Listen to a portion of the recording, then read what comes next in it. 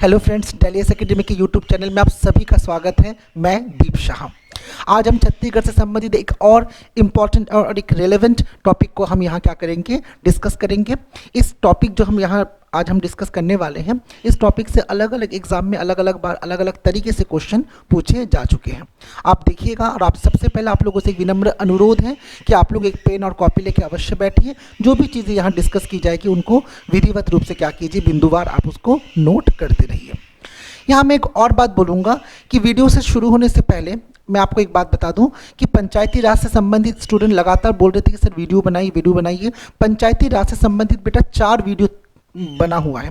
वो चारों video already uploaded भी है, मतलब यूट्यूब में ऑलरेडी है। तो आप लोगों से मेरा विनम्र अनुरोध फिर से वही है कि पंचायती राज से संबंधित जो 4 वीडियो हैं, बहुत ही विस्तार से क्या की गई है, चर्चा की गई है। उन वीडियो को आप लोग अवश्य देखिएगा। इसका जो लिंक है डिस्क्रिप्शन बॉक्स में दे दिया जाएगा। ठीक है, तो स्टार्ट करते हैं आज का टॉपिक, छत्तीसगढ़ राज्य निर्माण का इतिहास।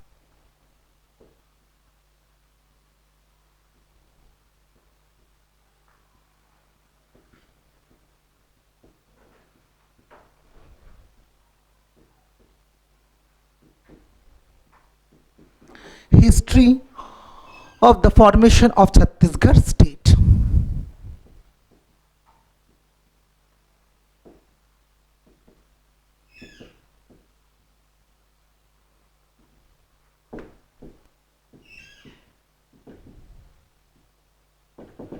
ठीक, देखिए आपको ये तो अच्छे से मालूम है कि 1 नवंबर 2000 को छत्तीसगढ़ भारत संघ का 26वां राज्य के रूप में अस्तित्व में आया। It means on November 26, 2000 Chhattisgarh became the 26th state of union of India. आप सबको मालूम है, कोई नई बात नहीं है। अब सवाल यहाँ से उठता है, हम बहुत सारी घटना तो देखेंगे, लेकिन आपको ये बता दूं कि छत्तीसगढ़ राज्य का जो निर्माण हुआ वो एक्चुअली क्यों हुआ, उसके कुछ तो कारण रहे होंगे। क्योंकि मध्य प्रदेश का गठन जो है वो 1 नवंबर 1956 को हो चुका था। उसके 44 साल बाद ऐसी क्या आवश्यकता पड़ी कि एक नए राज्य छत्तीसगढ़ की स्थापना करनी पड़ी। तो इस संदर्भ में अगर देखा जाए तो इसके बहुत सारे कारण हैं, है ना। चाहे वो उसके भौगोलिक कारण हो, चाहे उसके सांस्कृतिक कारण हो, चाहे उसके प्रशासनिक कारण हो, चाहे उसके औद्योगिक कारण हो। अर्थात छत्तीसगढ़ राज्य निर्माण के जो कारण है उसको हम 4 भागों में क्या कर सकते हैं, विभाजित कर सकते हैं। एक हम क्या कर सकते हैं, इसके भौगोलिक कारण को देखेंगे, फिर हम देखेंगे इसके सांस्कृतिक कारण, फिर हम इसके देखेंगे प्रशासनिक कारण, फिर हम देखेंगे इसके औद्योगिक कारण को, क्योंकि इन कारणों का बहुत महत्व रहा है छत्तीसगढ़ राज्य के निर्माण में। साथ साथ छत्तीसगढ़ राज्य की जो कारण है निर्माण के, उन कारणों से या उन कारणों के कारण ऐसा कहें तो बहुत सारे प्रत्यक्ष अप्रत्यक्ष आंदोलन भी इस क्षेत्र में होते रहे। तो ये सभी कारण एवं प्रत्यक्ष और अप्रत्यक्ष जो आंदोलन हुए, वो सभी का एक सम्मिलित प्रयास था कि छत्तीसगढ़ राज्य क्या हुआ, विधिवत रूप से अस्तित्व में आया। ठीक है, अगर हम देखें इसको कि छत्तीसगढ़ राज्य निर्माण के कारण को, है ना, तो इसको भी ऐसे लिख सकते हैं, राज्य निर्माण के कारण, रीजंस फॉर द एस्टैब्लिशमेंट या reasons for the formation of Chhattisgarh state. ठीक है, तो देखिए इसके कारण को हम 4 भागों में बांट सकते हैं।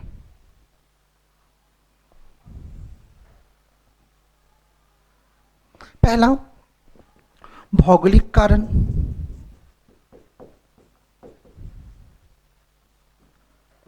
that is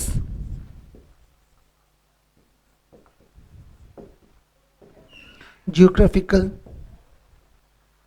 reason। दूसरा सांस्कृतिक कारण,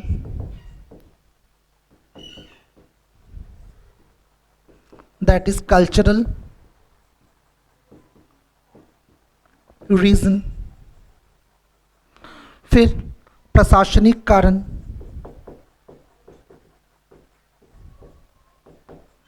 that is administrative reason, and अगला है औद्योगिक कारण।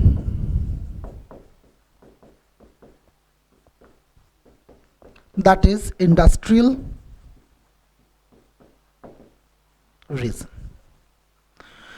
अगर हम कारणों के ऊपर विचार करें, अगर हम कारणों पर विचार करें तो पहला कारण जो है कौन सा? भौगोलिक कारण। तो देखिए, छत्तीसगढ़ राज्य निर्माण का एक बहुत महत्वपूर्ण कारण था इसका भौगोलिक स्थिति। निश्चित तौर पे कैसे? आपको बता दूं, जो अविभाजित मध्य प्रदेश था, अनडिवाइडेड एमपी था, तो अविभाजित मध्य प्रदेश में जो छत्तीसगढ़ भूभाग का क्षेत्रफल था, है ना, मैं छत्तीसगढ़ राज्य नहीं बोल रहा हूं, छत्तीसगढ़ जो वर्तमान छत्तीसगढ़ का जो भूभाग है वो पहले मध्य प्रदेश का हिस्सा था। तो मध्य प्रदेश के अंतर्गत जो छत्तीसगढ़ का जो भूभाग था, इसका अगर हम क्षेत्रफल देखें तो तत्कालीन समय में भारत के बहुत सारे राज्य ऐसे थे जिससे इस क्षेत्र का क्षेत्रफल क्या था? बहुत ज़्यादा था। जैसे अभी भी आप अगर देखेंगे कि छत्तीसगढ़ राज्य का जो क्षेत्रफल है या क्षेत्रफल की दृष्टि से छत्तीसगढ़ का जो स्थान है वो आपको मालूम है कौन सा है? 9वां है ना, क्योंकि अभी जम्मू कश्मीर राज्य जो है उसको दर्जा नहीं है राज्य का, है ना। अभी ये जम्मू कश्मीर और लद्दाख में क्या हो चुका है? ये 2 केंद्र शासित प्रदेशों में विभाजित हो चुका है। इसलिए छत्तीसगढ़ का अगर आप राज्यों में अगर आप देखेंगे स्थान तो वो कौन सा है? 9वां है। ठीक है। अब कौन कौन से बड़े स्टेट है अगर देखेंगे तो सबसे बड़ा स्टेट तो आपको मालूम है कौन सा है? राजस्थान है। उसके बाद कौन सा है? आप जानते हैं, मध्य प्रदेश है। उसके बाद कौन सा है? महाराष्ट्र है। उसके बाद कौन सा है? उत्तर प्रदेश है। उसके बाद कौन सा है? आपका गुजरात है। उसके बाद कौन सा है? कर्नाटक है। उसके बाद आंध्र प्रदेश है। उसके बाद कौन सा है? उड़ीसा है। और उसके बाद कौन सा है? छत्तीसगढ़। मतलब 1 2 3 4 5 6 7 8 और 9। ठीक है। छत्तीसगढ़ का स्थान कौन सा है? 9वां है। इसका अर्थ है कि आप चाहे आप तमिलनाडु का क्षेत्रफल बोल लीजिए, चाहे आप केरल का क्षेत्रफल बोल लीजिए, पंजाब बोल लीजिए, असम बोल लीजिए, फिर आप क्या बोलते हैं हम पश्चिम बंगाल बोल लीजिए, सभी राज्य का क्षेत्रफल तो छत्तीसगढ़ से काफ़ी कम है, लेकिन तब भी वो क्या है? राज्य है। मतलब केवल इन्हीं राज्यों का ना, अगर वर्तमान में हम 28 राज्यों की अगर बात करें तो 28 राज्यों में केवल 8 ही ऐसे राज्य हैं जो छत्तीसगढ़ से क्षेत्रफल की दृष्टि से बड़े हैं, बाकी तो सभी राज्य छोटे ही है ना। तो स्वाभाविक सी बात है, ऐसे बहुत सारे राज्य उस समय भी थे जो जिसका क्षेत्रफल छत्तीसगढ़ के भूभाग के काफ़ी कम था। और यही कारण था कि इस प्रयास को बल मिला, इस बात को बल मिला कि छत्तीसगढ़ का क्या होना चाहिए? एक अलग से निर्माण होना चाहिए। साथ साथ ज्योग्राफिकल कारण में एक और कारण भी ये है कि ये क्षेत्र जो है ये वन संपदा की दृष्टि से, खनिज की दृष्टि से भी काफ़ी क्या था? संपन्न था। It was enrich in terms of forest resource and mineral resources. ठीक है। और यही कारण है क्योंकि ये जो 2 फैक्टर है ना, वन संपदा का काफ़ी होना या खनिज संपदा से परिपूर्ण होना, ये दोनों बहुत ही महत्वपूर्ण सहायक या महत्वपूर्ण कारक होते हैं किसी राज्य के निर्माण के लिए, किसी राज्य के विकास के लिए। तो ये बात तो छत्तीसगढ़ में बिल्कुल बनी हुई थी। तो कहीं ना कहीं जो अपार जो वन संपदा थी या अपार जो खनिज संपदा थी, ये दोनों महत्वपूर्ण कारक छत्तीसगढ़ राज्य के निर्माण में भी क्या हुए? सहायक हुआ। साथ साथ एक भौगोलिक कारण में हम ये भी देख सकते हैं कि अगर हम कृषि की बात करें या हम यहाँ फसल उत्पादन की बात करें तो कृषि की दृष्टि से, फसल उत्पादन की दृष्टि से भी ये राज्य क्या था? आत्मनिर्भर था। या ये क्षेत्र बोले तो ज़्यादा सही होगा, आत्मनिर्भर था, क्योंकि यहाँ काफ़ी पैदावार तो होती थी, धान की खेती तो बहुत ज़्यादा होती थी। तो ये समस्त जो भौगोलिक कारण हैं, समस्त जो भौगोलिक कारण है, चाहे वो क्षेत्रफल के संदर्भ में देखें, चाहे वो वन संपदा या खनिज संपदा की दृष्टि से देखें, चाहे वो हम यहाँ फसलों के उत्पादन या कृषि कार्य को देखें, तो ये भौगोलिक कारण जो है वो छत्तीसगढ़ राज्य निर्माण में काफ़ी क्या हुआ? सहायक सिद्ध हुआ है। क्लियर है बिल्कुल। तो ये रहा ज्योग्राफिकल कारण। अगर हम सांस्कृतिक कारण की बात करें तो छत्तीसगढ़ राज्य निर्माण का जो दूसरा महत्वपूर्ण और उल्लेखनीय कारण है वो है यहाँ का सांस्कृतिक विशेषता है। क्योंकि छत्तीसगढ़ की अगर हम यहाँ की सांस्कृतिक विशेषता के अंतर्गत यहाँ के लोगों का रहन सहन, तीज त्योहार, भाषा, बोली आदि विषयों पर चर्चा करें तो छत्तीसगढ़ का ये जो सांस्कृतिक विशेषता है ये हमेशा शेष मध्य प्रदेश से क्या रहा है, अलग रहा है। मतलब इन विशेषताओं के कारण छत्तीसगढ़ तब भी मध्य प्रदेश में एक अलग तरीके से क्या करता था, दिखाई देता था। ठीक है, तो ये जो साथ साथ एक बात और बोल दूं, यहाँ के लोगों के द्वारा जो अधिक से अधिक लगभग 100% बोलूं तो भी वो गलत नहीं होगा, लोग छत्तीसगढ़ी जो बोली है वो बोलते हैं। हालांकि थोड़े अंतर के साथ हो सकता है कि सरगुजा क्षेत्र की बोली में थोड़ा अंतर है, लेकिन जो भी हो वो छत्तीसगढ़ी क्या करते हैं, लोग अधिकतर क्या करते हैं, यहाँ बोलते हैं। तो कहीं ना कहीं ये पृथक सांस्कृतिक परिवेश, द डिफरेंट कल्चरल एनवायरनमेंट जो है वो भी क्या हुआ, छत्तीसगढ़ राज्य निर्माण में क्या हुआ, काफी सहायक सिद्ध हुआ। क्लियर है बिल्कुल। सांस्कृतिक कारण को भी आपने समझा कि क्या क्या कहा मैंने, कि ऑब्वियस है कि छत्तीसगढ़ जो है वो बहुत अलग दिखता था अपनी विशेष सांस्कृतिक विशेषताओं के कारण, चाहे वो लोगों का रहन सहन हो, लाइफस्टाइल हो, चाहे उनका रीति रिवाज हो, त्यौहार हो, उनके फेस्टिवल्स हो, रिचुअल्स हो, या उनकी भाषा, बोली हो, लैंग्वेज या डायलेक्ट हो, कुछ भी हो, ये काफ़ी शेष मध्य प्रदेश वाले क्षेत्र से काफ़ी इसको अलग दिखाई ये देता था। तो ये सब कारण भी क्या हुआ, छत्तीसगढ़ राज्य निर्माण में काफ़ी सहायक सिद्ध हुआ। क्लियर है। अगर हम बात करें किसकी, प्रशासनिक कारण, तो देखिए प्रशासनिक कारण की अगर हम बात करें तो आपको बता दूं कि जब तक छत्तीसगढ़ राज्य नहीं बना था, ठीक है, मध्य प्रदेश भारत का सबसे बड़ा राज्य था क्षेत्रफल की दृष्टि से, है ना। मध्य प्रदेश से छत्तीसगढ़ अलग होने के बाद तब जाके राजस्थान क्या हुआ, क्षेत्रफल की दृष्टि से सबसे बड़ा राज्य बना। आपको ये बता दूं कि मध्य प्रदेश का आकार बहुत ज्यादा बड़ा होने के कारण साथ साथ मध्य प्रदेश की जो राजधानी है भोपाल, भोपाल से ये जो वर्तमान छत्तीसगढ़ की बात करेंगे इसकी दूरी भी काफी क्या है, बहुत ज्यादा है। राजधानी में ही आप जानते हैं सामान्यतः क्या होता है, राजधानी में मंत्रालय वगैरह, सचिवालय वगैरह स्थित होते हैं।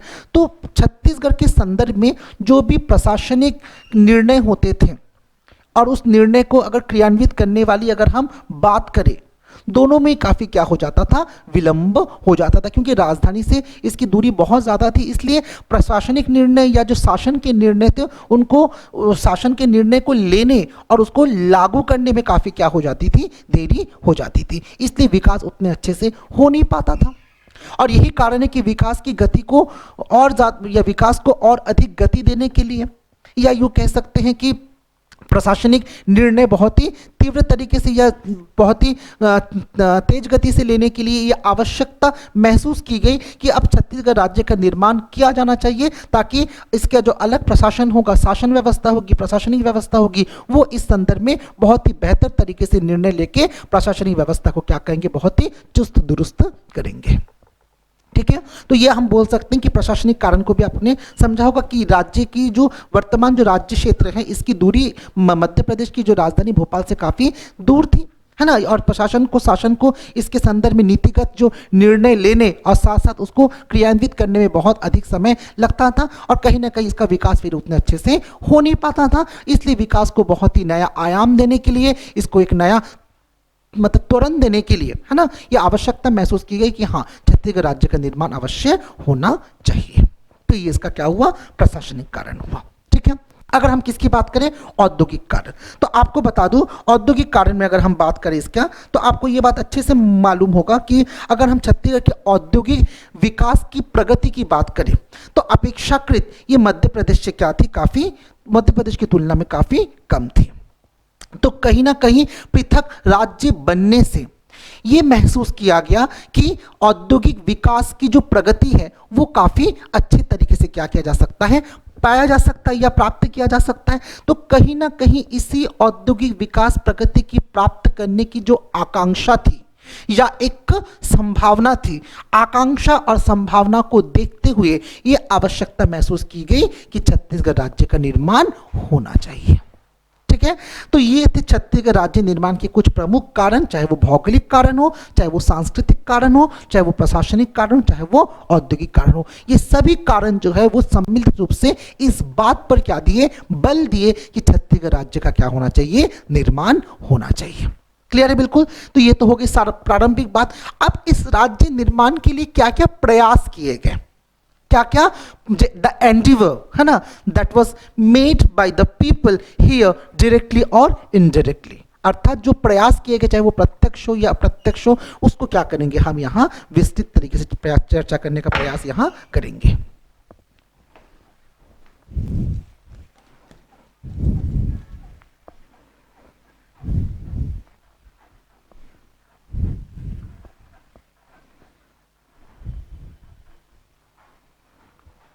ठीक है, चलिए अब छत्तीसगढ़ राज्य निर्माण के प्रयास।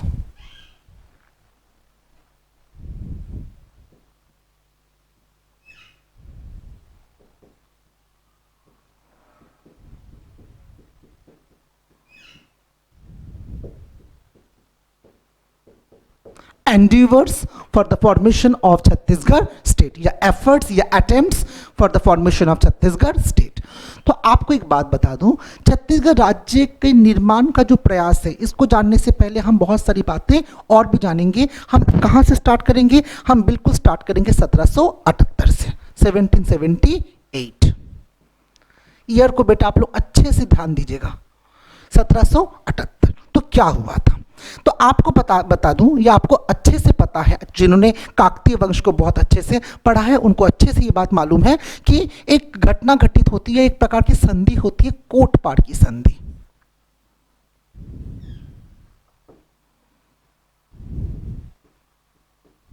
द पैक्ट ऑफ कोटपाड़ या द ट्रीटी ऑफ कोटपाड़, है ना।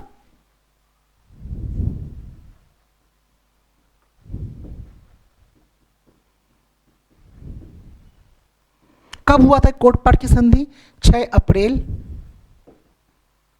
1778। क्या था ये कोटपाड़ की संधि, आपको मालूम है कि हलबा विद्रोह आपने सुना होगा, अजमेर सिंह और उनके भाई दरियादेव के मध्य हुआ था, ठीक है। तो हलबा विद्रोह के में क्या हुआ था, अजमेर सिंह क्या हुआ था, मारा गया था। हालांकि अजमेर सिंह को परास्त करने में दो व्यक्ति का नाम मैं बोल रहा हूं ना यहाँ, एक अजमेर सिंह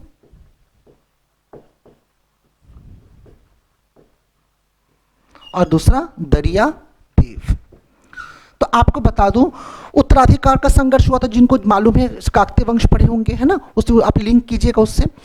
काकतीय वंश में जो हलबा विद्रोह हुआ था जो 1774 में हुआ था, वो लगभग जो है वो 1777 तक चला, 74 से लेकर 77 तक चला, 1774 से लेकर 1777, है ना। और उसी में हलबा विद्रोह हुआ था। हलबा विद्रोह जो हुआ था वास्तव में एक प्रकार से हम बोल सकते हैं एक उत्तराधिकार का ही एक संघर्ष था, एक सक्सेशन वॉर ही था, जिसमें क्या हुआ, अजमेर सिंह को परास्त करने के लिए दरियादेव अलग अलग लोगों से क्या किया था, इसने संधि किया था, ट्रीटी किया था, ठीक है।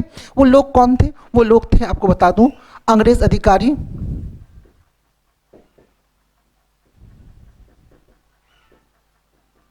जॉनसन, मराठों की ओर से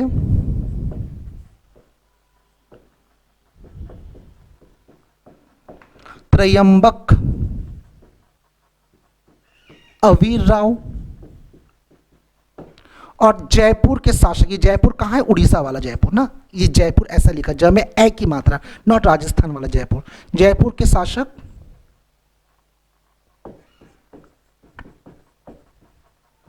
विक्रमदेव। तो कहीं ना कहीं ये सभी लोगों ने दरियादेव को एक प्रकार से सहयोग किया था, सहायता किया था, किसमें, अजमेर सिंह को परास्त करने में। अजमेर सिंह परास्त हुआ, मारा भी गया, इसलिए अगले शासक जो थे वो दरियादेव थे। लेकिन दरियादेव के लिए ये राह इतनी आसान नहीं थी। क्यों नहीं थी, क्योंकि उन्होंने इन 3 लोगों से क्या किया था, सहयोग लिया था, और इसी सहयोग के कारण इनको 6 अप्रैल 1778 में एक संधि करनी पड़ी, जिसे क्या कहा गया, कोटपाड़ की संधि। वास्तव में कोटपाड़ की संधि जो थी उसके बहुत सारे महत्व थे, जिसमें से एक महत्व ये था कि अब जो था बस्तर में जो हुआ, कह सकते हैं जो अजमेर सिंह जो कि चालुक्य से क्या थे, संबंधित थे, उस कमजोर चालुक्य शासन का क्या हुआ, एक तो अंत हुआ था, ये पहली बात। दूसरा देख सकते हैं कि और क्या था कि बस्तर की जो एक प्रकार से स्वतंत्र तरीके से शासन करने की जो बात थी, ये जो काकतीय वंश के द्वारा, वो अब क्या हो गई, समाप्त हो गई। तो मतलब ये कह सकते हैं कि बस्तर की जो स्वतंत्रता वो समाप्त हुई। वो क्यों समाप्त हुई वो मैं आपको बताता हूं। क्योंकि कोटपाड़ की संधि जो है वो कहीं ना कहीं बस्तर को क्या बना दिया था, करद राज्य बना दिया था। क्या बना दिया था, करद राज्य। करद राज्य मतलब कर देने वाला राज्य। तो जब कोई राज्य कर देता है, टैक्स पेई स्टेट जिसे कहते हैं, टैक्स पेयर स्टेट कहते हैं हम इसको, तो कोई राज्य अगर कर देता है ना, तो इसका अर्थ ये है कि वो राज्य क्या हो गया, उसकी स्वतंत्रता तो समाप्त हो गई। क्योंकि कोटपाड़ की संधि के तहत मराठों के साथ जो दरियादेव की संधि हुई थी, जिसमें ये लोग भी शामिल थे संधि में, ठीक है, इसके तहत ये निर्णय लिया गया था कि दरियादेव को प्रतिवर्ष जो है वो 59,000 टकोली क्या करना पड़ेगा, उनको देना पड़ेगा, ठीक है। और जब तक वो 59,000 टकोली एनुअली, एक it is a kind of tax, ठीक है, टकोली जो है वो मराठों को नियमित रूप से रेगुलरली क्या करते रहेंगे, वो पे करते रहेंगे, तब तक मराठे किसी प्रकार का हस्तक्षेप उनके शासन में नहीं करेंगे। तो मतलब ये बात तो पक्की हो गई ना कि जब तक वो कर देते रहेंगे तब तक मराठे दरियादेव के शासन प्रशासन में किसी प्रकार का इंटरफेरेंस या किसी प्रकार का हस्तक्षेप नहीं करेंगे। तो ये बात तो पक्की हो गई ना कि बस्तर की जो स्वतंत्रता है वो तो समाप्त होगी, क्योंकि अब बस्तर के जो शासन करने वाले जो व्यक्ति थे दरियादेव, उनको नियमित रूप से हर वर्ष क्या करना पड़ता था कि अंग्रेजों को देना पड़ता था, अंग्रेज बोल रहा हूँ सॉरी, मराठों को क्या करना पड़ता था, टकोली देना पड़ता था 59,000। हालांकि ये बात अलग है, जब आप काकतीय पढ़े होंगे आपको मालूम है कि दरियादेव ने बहुत अच्छे से क्या नहीं किया, टैक्स वगैरह पे नहीं किया। ये उसके बेटे जो थे महिपाल देव, उन्होंने भी बहुत अच्छे से टैक्स वगैरह पे नहीं किया, और यही कारण था कि बाद में महिपाल देव के शासनकाल में फिर से आक्रमण हुआ था। तो हम उस पर नहीं जा रहे, हम यहीं से अटके रहते हैं क्योंकि हमको प्रयास देखना है, ठीक है। साथ में ये बात मैंने इसलिए जोड़ा क्योंकि आपको मालूम है कि छत्तीसगढ़ का जो उत्तर वाला भाग था, मतलब छत्तीसगढ़ को अगर हम दो भागों में बांटे, एक दंडकारण्य वाला भाग और एक दंडकारण्य के ऊपर वाला भाग, तो ऊपर वाला जो भाग था उस क्षेत्र में तो मराठी क्या कर रहे थे, शासन कर ही रहे थे। लेकिन अब मराठों के अंतर्गत जो था वो बस्तर भी क्या हो गया, शामिल हो गया, क्योंकि भले ही दरियादेव शासन कर रहे थे लेकिन दरियादेव एक कर देने वाले राजा के रूप में क्या कर रहे थे, शासन कर रहे थे। और यही कोटपाड़ की संधि का सबसे बड़ी विशेषता क्या थी, बस्तर जो है वो छत्तीसगढ़ का अभिन्न अंग बना। It means Bastar became an integral part of Chhattisgarh, क्योंकि अब तो उत्तर भारत में तो उत्तर छत्तीसगढ़ में तो मराठे शासन कर ही रहे थे। अब मराठों के प्रभुत्व में कहीं ना कहीं या मराठों के प्रभाव में ये बस्तर भी आ गया। तो दोनों को जोड़ के हम बात करें तो बस्तर जो है, पहले बस्तर पूरा इंडिपेंडेंट था, ठीक है, लेकिन कोटपाड़ की संधि से कहीं ना कहीं बस्तर जो है वो छत्तीसगढ़ का एक अभिन्न अंग बन गया। It means Bastar became the integral part of Chhattisgarh. तो ये था कौन सा, कोटपाड़ की संधि। अगर कोटपाड़ की संधि के बाद अगर हम आगे की घटना की अगर बात करें तो आगे की घटना कौन सी है, वो है आपका 1854, ठीक है। तो मैं इसको मिटा रहा हूं।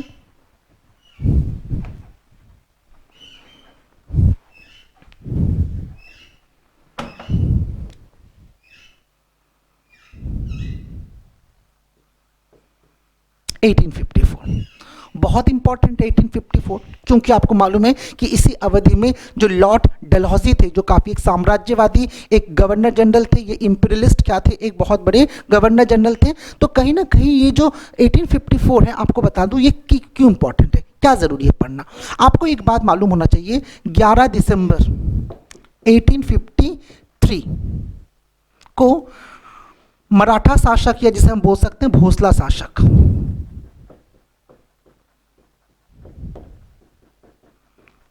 रघुनाथ तृतीय की मृत्यु हो गई थी।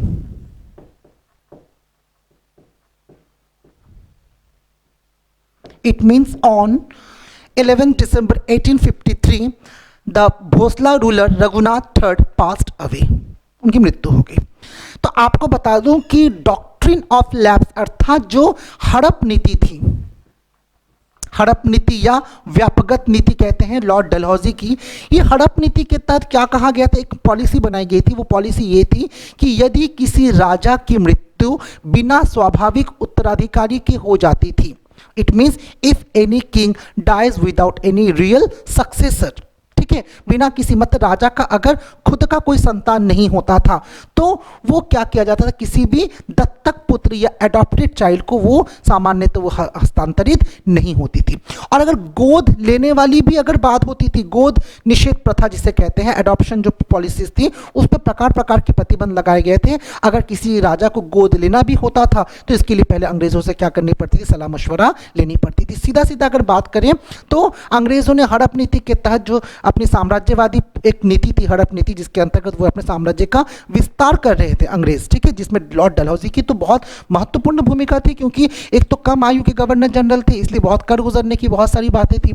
तो इन्होंने क्या किया था, साम्राज्य को बहुत फैलाया अंग्रेजों का, और हड़प नीति के तहत उन्होंने क्या किया, यही व्यवस्था को पाने का प्रयास किया। क्योंकि हड़प नीति में क्या कहा गया था, यदि किसी राजा की मृत्यु बिना स्वाभाविक उत्तराधिकारी अर्थात उसका कोई अगर सगा बच्चा, मतलब जिसका उसका खुद का जो बायोलॉजिकल चाइल्ड होता है, अगर वो नहीं होता है तो उसका राज्य जो है वो ब्रिटिश साम्राज्य क्या करेगा, अपने साम्राज्य में मिला लेगा।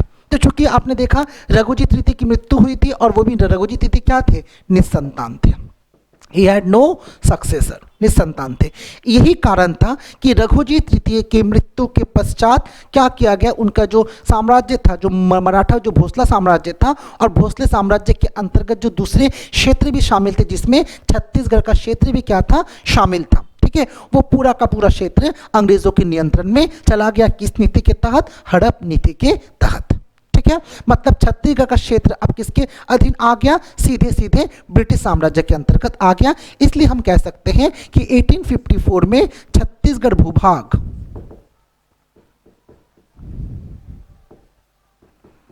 प्रत्यक्ष ब्रिटिश नियंत्रण में आया। It means in 1854 the land of Chhattisgarh came under the control of British rule, ठीक है, ये बात आप याद रखेंगे, ठीक। मतलब अब 1854 से इस भूभाग पर अंग्रेजों का प्रशासन आरंभ हुआ। तो अंग्रेज इस प्रशासन के तहत, या अंग्रेजों का प्रशासन जब शुरू हुआ, अंग्रेजों ने काफी सारा अब क्या करना चालू कर दिया, परिवर्तन आरंभ कर दिया। और इसी परिवर्तन के तहत 1855 में तहसीलदारी व्यवस्था शुरू की गई। क्या की गई, तहसीलदारी व्यवस्था शुरू की गई। The tahsildari practice was started in this region, पूरे भारत में बोल सकते हो। जो छत्तीसगढ़ वाला भूभाग था, इस छत्तीसगढ़ वाले भूभाग में 3 तहसील हुआ करते थे। जानते कौन कौन सा, एक था रायपुर, एक था आपका रतनपुर, और एक था आपका धमतरी। तो ये 3 तहसील हुआ था छत्तीसगढ़ वाले भूभाग में। आपको ये भी याद रखना, क्योंकि ये धीरे धीरे अब छत्तीसगढ़ से एक फैलाव या एक प्रकार से प्रशासनिक तंत्र जो हो रहा है वो क्या हो रहा है, स्थापित हो रहा है। तो 1855 में तहसीलदारी प्रथा की क्या की गई, शुरुआत की गई थी, याद रखेंगे। और इसके तहत 3 तहसील छत्तीसगढ़ वाले क्षेत्र में थे, कौन कौन सा, रायपुर, रतनपुर और धमतरी, ठीक है। ये 3 पॉइंट याद हो गया, ठीक है।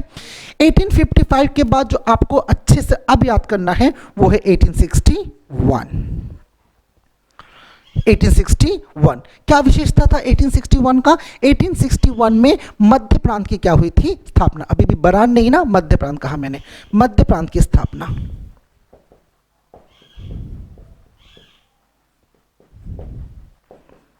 एस्टैब्लिशमेंट ऑफ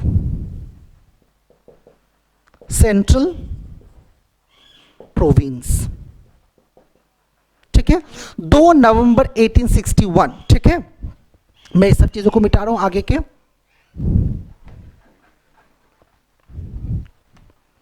2 नवंबर 1861 को मध्य प्रांत की क्या हुई थी, स्थापना हुई थी। और ये मध्य प्रांत क्या था, मराठों अंग्रेजों के द्वारा जो मराठे वाले क्षेत्र, जो मुगल क्षेत्र क्या कर रहे थे, लगातार उनके द्वारा जो जीते जा रहे थे, उन क्षेत्रों के तहत ही क्या किया गया था, मध्य प्रांत की क्या की गई थी, स्थापना की गई थी। कब की गई थी, 2 नवंबर 1861 को, ठीक है।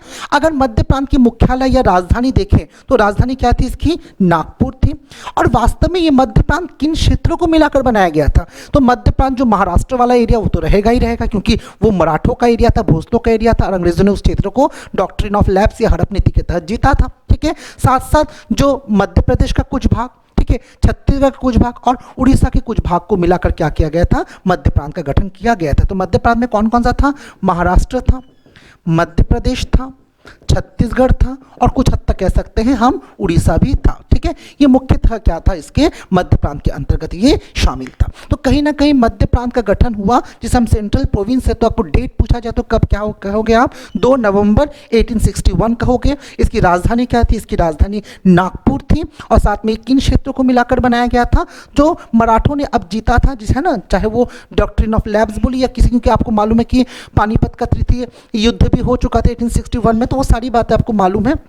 तो महाराष्ट्र, एमपी और छत्तीसगढ़ क्षेत्र को जीतकर जो है उन्होंने मध्य प्रांत का क्या किया था, स्थापना किया था। बन जाएगा, यहां तक क्लियर है। अगला जो है वो 1862 में है। ठीक है, तो मैं ऊपर लिख रहा हूं अब।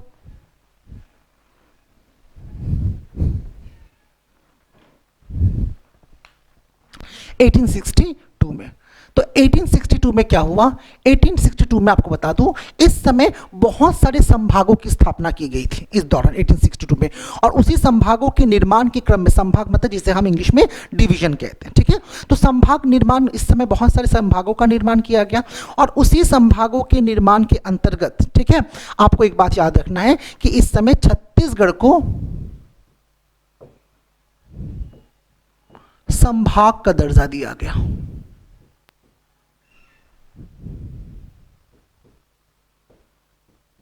ठीक है, संभाग का दर्जा, it mean Chhattisgarh was given the status of division. ठीक है, जैसे आप देखते हो वर्तमान में छत्तीसगढ़ एक राज्य है, इस राज्य के अंतर्गत कितने संभाग हैं, 5 संभाग है ना। तो उस समय छत्तीसगढ़ अपने आप में क्या था, एक संभाग था। ठीक है, और इस संभाग का मुख्यालय कहां था, संभाग का मुख्यालय था आपका रायपुर।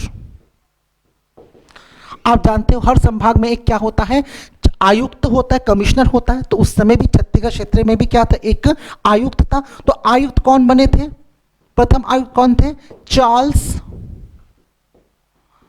सी इलियट जो थे, वो क्या थे, प्रथम आयुक्त थे। और इस छत्तीसगढ़ संभाग के अंतर्गत 3 जिले शामिल किए गए थे, जिसकी स्थापना 1861 में ही हो गई थी। ठीक है, जिसकी स्थापना 1861 में ही हो गई थी। उन 3 जिलों को इस छत्तीसगढ़ संभाग में रखा गया था। तो यहाँ इस लाइन से पहले हमको इस लाइन में आना है कि इस समय 3 जिले बने थे, कौन कौन सा, रायपुर और बिलासपुर। तो आपसे अगर पूछा जाए कि रायपुर और बिलासपुर की स्थापना किस वर्ष हुई थी, जिले की स्थापना, तो आप बोलोगे 1861। एक और जिले की भी स्थापना हुई थी, जो अभी वर्तमान में छत्तीसगढ़ का हिस्सा तो नहीं है, लेकिन उड़ीसा का क्या है, हिस्सा है। वो कौन सा था, संबलपुर। कौन सा, संबलपुर। मतलब संबलपुर की स्थापना भी 1861 में हो गई थी। और इसी 3 जिले को इसी छत्तीसगढ़ संभाग के अंतर्गत रखा गया था। तो छत्तीसगढ़ संभाग के अंतर्गत कितने जिले थे, 3 जिले। कौन कौन सा, रायपुर, बिलासपुर और संबलपुर। ठीक है, ये तीनों याद रखेंगे। तो 1862 में ये आपको बता दूं, लगातार 2 वर्ष छत्तीसगढ़ पीएससी में क्वेश्चन पूछा गया कि छत्तीसगढ़ को संभाग का दर्जा कब दिया गया, when Chhattisgarh state was given the status of division. तो आपको अच्छे से याद रखना है, 1862 में छत्तीसगढ़ को संभाग का दर्जा दिया गया था। संभाग का मुख्यालय कौन सा था, रायपुर था। इसका प्रथम आयुक्त कौन थे, कमिश्नर कौन थे, तो इसके प्रथम आयुक्त या कमिश्नर थे चार्ल्स सी इलियट। इस संभाग के अंतर्गत कितने जिले थे, 3 जिले थे। कौन कौन सा, रायपुर, बिलासपुर और संबलपुर। हालांकि रायपुर, बिलासपुर, संबलपुर की स्थापना कब हो गई थी, तो वो 1861 में हो गई थी। तो यहां तक एकदम क्लियर है, बिल्कुल ठीक है। तो हमने कोट पार की संधि देखा, 54 में मराठा शासक जो थे रघुनाथ तृतीय की निसंतान मृत्यु को देखा, ये प्रत्यक्ष नियंत्रण में आ गया। फिर तहसीलदारी व्यवस्था की शुरुआत हुई, 3 तहसील को भी हमने देख लिया। मध्य प्रांत की स्थापना हुई, कब हुई वो भी हमने देख लिया। मध्य प्रांत का राजधानी क्या था, सब हमने देख लिया। ठीक है, और साथ में हमने छत्तीसगढ़ को संभाग का दर्जा भी हमने देख लिया। अब आगे क्या होता है, आगे देखते हैं।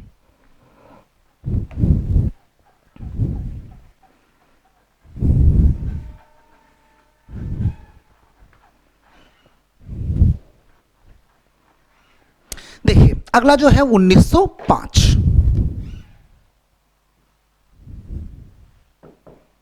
आपको मालूम है 1905 का जो वर्ष है, ये अपने आप में भारतीय इतिहास के एक बहुत ही महत्वपूर्ण वर्ष है, क्योंकि इस समय बंगाल विभाजन कर दिया गया था, है ना। The partition of Bengal took place in this particular year. ठीक है। तो एक्चुअली आपको ये बात तो अच्छे से मालूम है कि बंगाल विभाजन के बहुत सारे कारण थे। हालांकि उस समय के जो वायसराय गवर्नर जनरल बोली जो थे कौन, कर्जन थे, उन्होंने प्रशासनिक असुविधा को इसका मुख्य कारण बताया था। जो एडमिनिस्ट्रेटिव इनकन्वीनियंस है उसको उन्होंने क्या किया था, इस विभाजन का मुख्य कारण था। लेकिन वास्तविक कारण तो कुछ और ही था, वो अपने भारतीय इतिहास में आपने देखा होगा। तो 1905 में जो बंगाल विभाजन हुआ, तो 1905 में वास्तव में क्या हुआ, एक प्रकार से प्रशासनिक पुनर्गठन, है ना, एक प्रकार से क्या हुआ, प्रशासनिक पुनर्गठन हुआ मध्य प्रांत का। ठीक है, वो क्या था, मध्य प्रांत का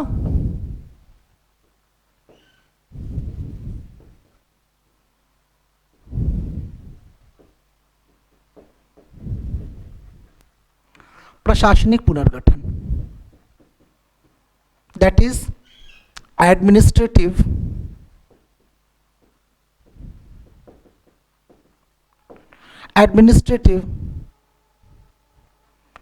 reorganization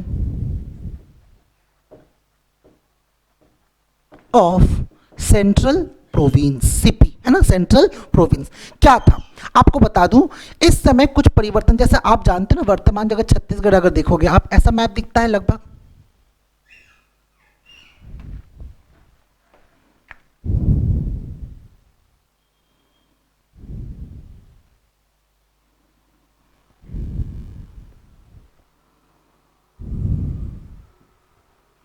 लगभग ऐसा मैप देखते हो आप। तो वर्तमान जो छत्तीसगढ़ ऐसा दिखता था, 1905 से पहले ऐसा नहीं दिखता था, क्योंकि आप जो ये ऊपर वाला भाग देख रहे हो ना, ये पहले छत्तीसगढ़ का हिस्सा नहीं हुआ करता था। आप अभी वर्तमान में तो आप उत्तर भाग में आप 5, जो उत्तर संभाग में आपने 5 जिले देखते हो, कौन कौन सा आप जानते हो, ये आपका कोरिया है ना, ये आपका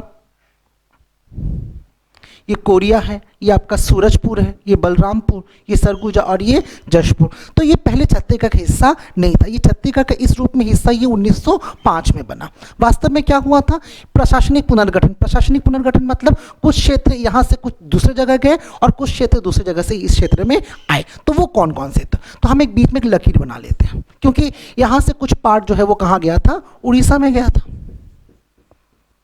कहाँ गया था, ये उड़ीसा में गया था। तो कैसा था देखिए, तो हम ये लिखते हैं मध्य प्रांत,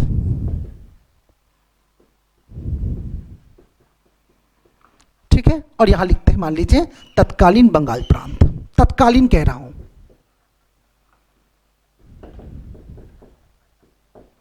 तत्कालीन बंगाल प्रांत, the then Bengal province, central province and Bengal province. तो बंगाल प्रांत काफी बड़ा था। अगर तत्कालीन अगर बंगाल प्रांत की बात करें ना, तो उसमें बिहार, पश्चिम बंगाल तो था ही था, साथ साथ आपका बिहार भी था, आपका झारखंड भी ऑब्वियसली, क्योंकि बिहार का हिस्सा था, झारखंड था, उड़ीसा था, असम था, और आपका वर्तमान में जो बांग्लादेश है ये था। मतलब कितना बड़ा क्षेत्र था। तो ये क्या था, मतलब बिहार वाला क्षेत्र या वर्तमान में जो झारखंड वाला क्षेत्र, छोटा नागपुर वाला जो क्षेत्र है झारखंड का, वो सारे तत्कालीन बंगाल प्रांत में क्या था, यहाँ शामिल था। तो कुछ चीजें यहाँ से यहाँ शिफ्ट हुई, ठीक है, कुछ चीजें यहाँ से यहाँ गया। कौन कौन सा वहाँ यहाँ से यहाँ गया, मतलब कुछ प्रांत या कुछ क्षेत्र का स्थानांतरण जो है वो मध्य प्रांत से इस क्षेत्र में कर दिया गया। कौन कौन सा था, एक था आपका कौन सा, पटना, सोनपुर, कालाहांडी, बामड़ा और रायराखोल, ठीक है।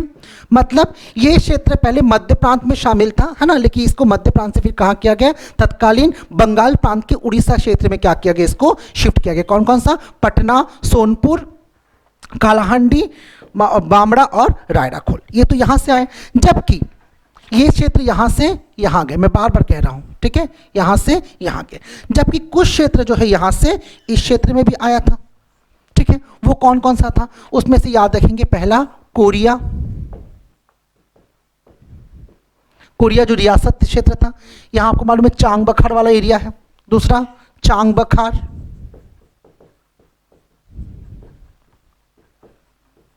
तीसरा सरगुजा, चौथा उदयपुर, जो धर्मजयगढ़ वाला क्षेत्र है, उदयपुर, और एक आपका जशपुर। तो मतलब कोरिया, चांगबखार, सरगुजा, उदयपुर और जशपुर जो है 1905 में, है ना, कहां से, तत्कालीन बंगाल प्रांत से कहां आया, बंगाल प्रांत से कहां आया, मध्य प्रांत वाले क्षेत्र में शिफ्ट हुआ। मतलब हम कह सकते हैं ये छत्तीसगढ़ का जो प्रशासनिक और जो राजनीतिक मैप है, जो मानचित्र है, वो कब आया, 1905 में। तो हम कह सकते हैं कि छत्तीसगढ़ का प्रशासनिक व राजनीतिक मानचित्र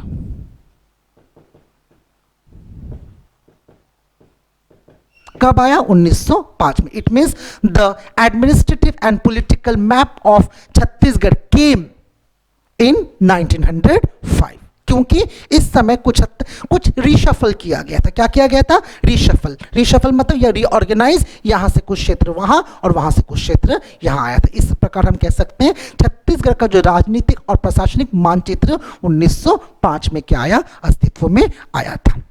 एकदम क्लियर है। ये हो गया आपका 1905 वाला घटना। 1905 के बाद आगे क्या हुआ, ये सारी चीजों को आप नोट कर लिए होंगे, अब मैं मिटाऊंगा इसको, ठीक है।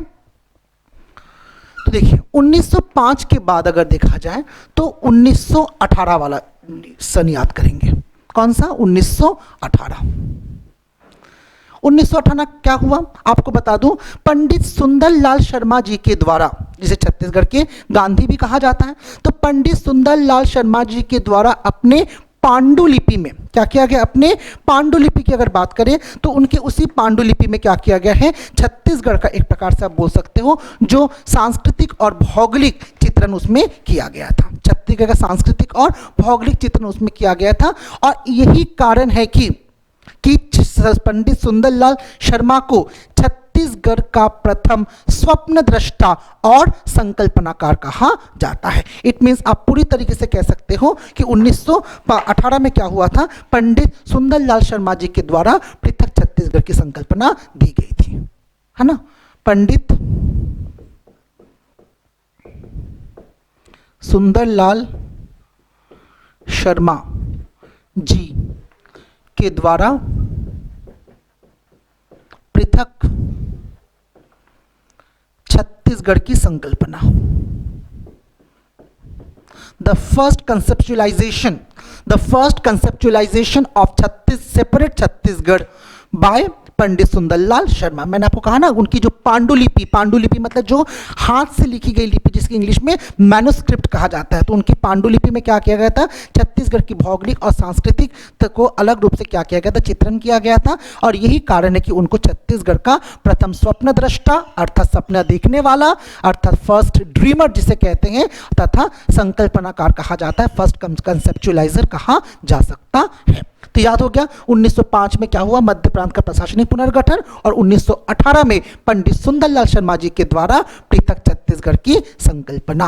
और पंडित सुंदरलाल शर्मा को क्या कहा जाता है, छत्तीसगढ़ का प्रथम स्वप्न दृष्टा तथा संकल्पनाकार कहा जाता है। ठीक है, 1918 हो गया। 1918 के बाद अगला सन याद करेंगे 1924, 1924। क्या हुआ था 1924 में, 1924 की अगर आपको बात करें तो रायपुर जिला परिषद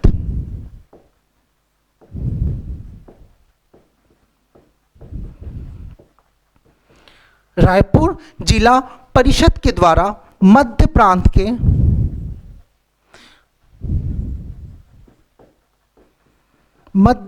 के प्रांतीय व्यवस्थापिका, एक प्रकार से कह सकते हैं मध्य प्रांत की जो विधानसभा, सिंपल शब्दों में कहें तो मध्य प्रांत की विधानसभा के समक्ष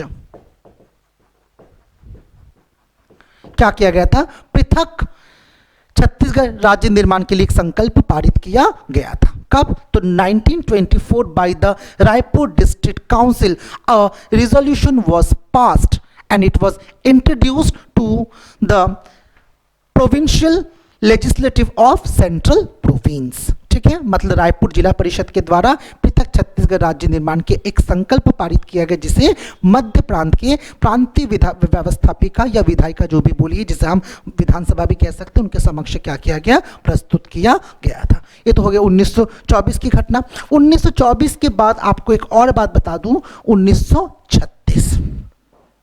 ठीक है, 1936। तो 1936 के बारे में एक बात बदलने से पहले आपको 1903 की घटना भी याद करना पड़ेगा। मैंने जानबूझ के उसको पहले मेंशन नहीं किया, यहाँ बोलूंगा करके। तो देखिए, आपको मालूम है क्या हुआ तो 1903 में पहले बता दूं। पहले तो ये जान लीजिए 1936 में क्या हुआ था। अब तक तो मध्य प्रांत था, तो मध्य प्रांत के साथ अब क्या हो गया, मध्य प्रांत व बरार का गठन।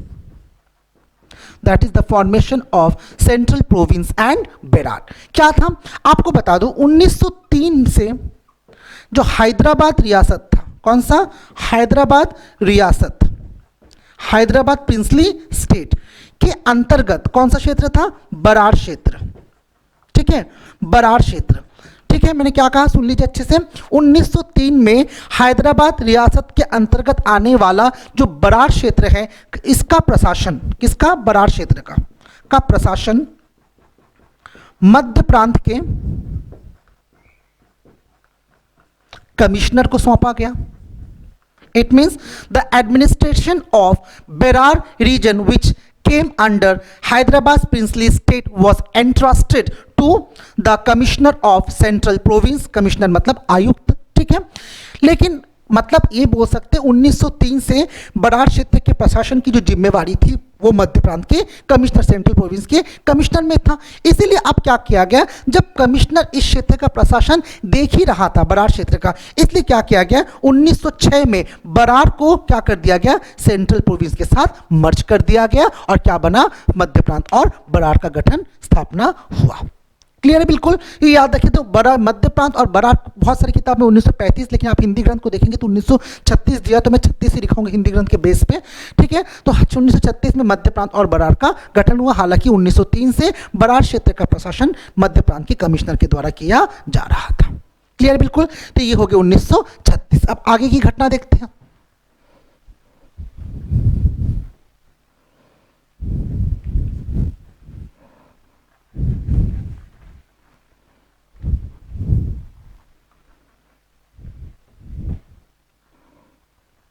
तो देखिए 1936 के बाद अगला फिर इंपॉर्टेंट है 1939। ये बहुत इंपॉर्टेंट है क्योंकि कांग्रेस का त्रिपुरी अधिवेशन।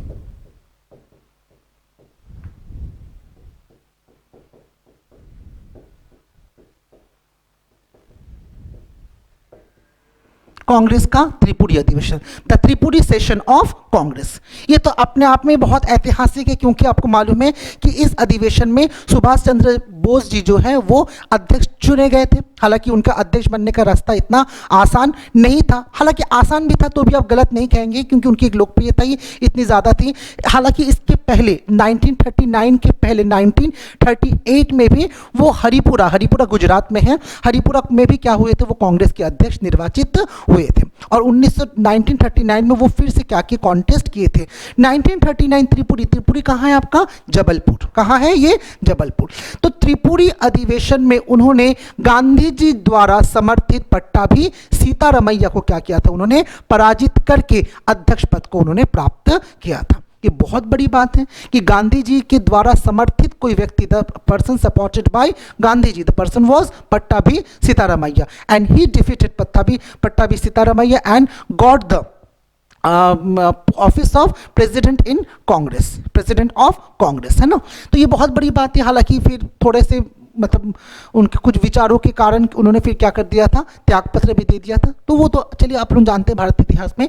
अगर हम छत्तीसगढ़ के संदर्भ में अगर हम बात करें, if you talk about in terms of या इन कॉन्टेक्स्ट ऑफ छत्तीसगढ़, तो आपको बता दूं कि 1939 में इसी कांग्रेस के त्रिपुरी अधिवेशन में पंडित सुंदरलाल शर्मा जी के द्वारा फिर से क्या की गई, इस अधिवेशन में पृथक छत्तीसगढ़ की मांग की गई थी। ठीक है, और एक विशेषता बात क्या है जानते हैं इस कांग्रेस अधिवेशन में, कि आप जानते हो गिरिवर दास वैष्णव,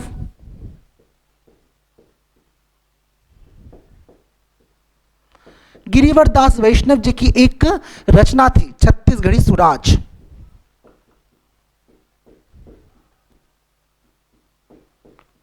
जिसे क्या कहा जाता है, छत्तीसगढ़ का दर्पण भी कहा जाता है। क्या कहा जाता है, छत्तीसगढ़ का दर्पण।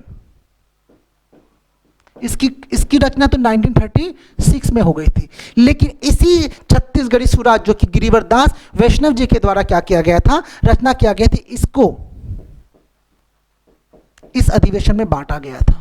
किसको, ये छत्तीसगढ़ी स्वराज को इस अधिवेशन में बांटा गया था। It means the copy of Chhattisgarhi Swaraj was distributed in this Congress session. इसको याद रखिएगा, ठीक है। ये हो गया 1939। 1939 के बाद जो अगला देखेंगे वो है 1946। क्या होता है? छत्तीसगढ़ शोषण विरोधी मंच। इसमें जो मुख्य भूमिका थी वो ठाकुर प्यारेलाल सिंह थे। हालांकि ठाकुर प्यारेलाल सिंह के साथ साथ इसमें बता दूं उनका सहयोगी तो वामनराव लाखे भी थे। कौन थे? Thakur Pyarelal Singh.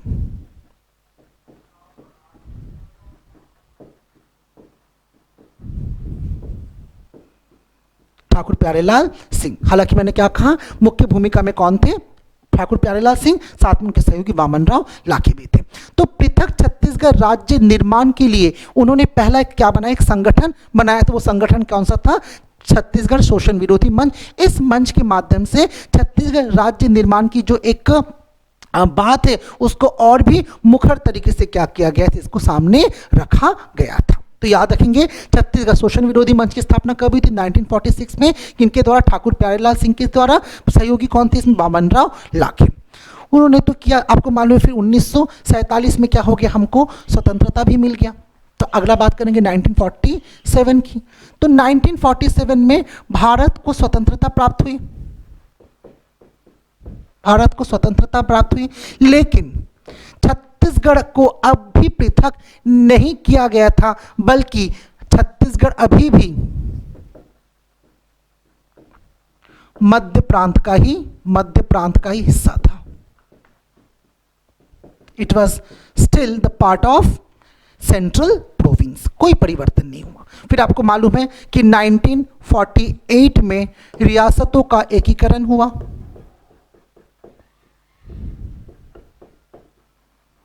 The integration of princely state. और छत्तीसगढ़ में कितने रियासत थे? छत्तीसगढ़ में अगर बात करें तो छत्तीसगढ़ में 14 रियासत थे। इन 14 रियासतों में 3 रियासत को जिला का दर्जा दिया गया। 3 रियासत को जिले का दर्जा दिया गया, ठीक है। वो 3 रियासत को क्या बनाया गया? जिला बनाया गया। और वो जिले कौन कौन से थे? एक आपका था सरगुजा, एक था आपका बस्तर, और एक था आपका रायगढ़।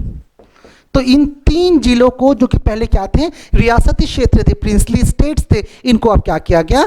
जिले का दर्जा दिया गया। तो याद हो गया 46 में मैंने क्या कहा? छत्तीसगढ़ शोषण विरोधी मंच ठाकुर प्यारेलाल सिंह के द्वारा एक प्रथम संगठन जिसके माध्यम से छत्तीसगढ़ राज्य निर्माण की जो मांग थी उसको और प्रखर तरीके, मुखर तरीके से क्या किया गया? रखा गया था। 47 में क्या हुआ? भारत को स्वतंत्रता मिला। भारत को तो स्वतंत्रता मिला, लेकिन छत्तीसगढ़ राज्य निर्माण की बात जो लगातार कही जा रही थी वो सपना अभी भी हमारा पूरा नहीं हो सका। और Chhattisgarh still remain the part of central province. Chhattisgarh अभी भी किसका हिस्सा था? मध्य प्रांत का हिस्सा था। 1948 में आपको मालूम है कि वल्लभ भाई पटेल, फिर आपका वीपी मेनन के 47 से ही वो चालू हो गया था। अगर हम छत्तीसगढ़ की बात करें तो छत्तीसगढ़ में आपको मालूम है 1 जनवरी 1948 को ये सब बातें घटना पूरा हुआ। और उस समय क्या हुआ? छत्तीसगढ़ में 14 रियासत थे। 14 रियासत में से जो 3 रियासत थे, कौन कौन का? सरगुजा, बस्तर और रायगढ़, इसको क्या किया गया? जिले का दर्जा दिया गया था। इतना क्लियर हो गया। अब आते हैं आगे की बात।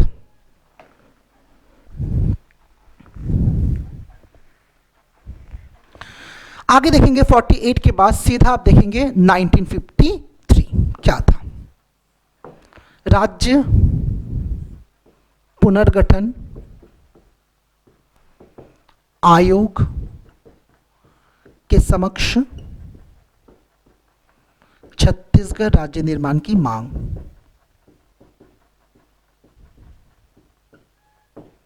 The demand of formation of separate Chhattisgarh state in front of State Reorganization Commission।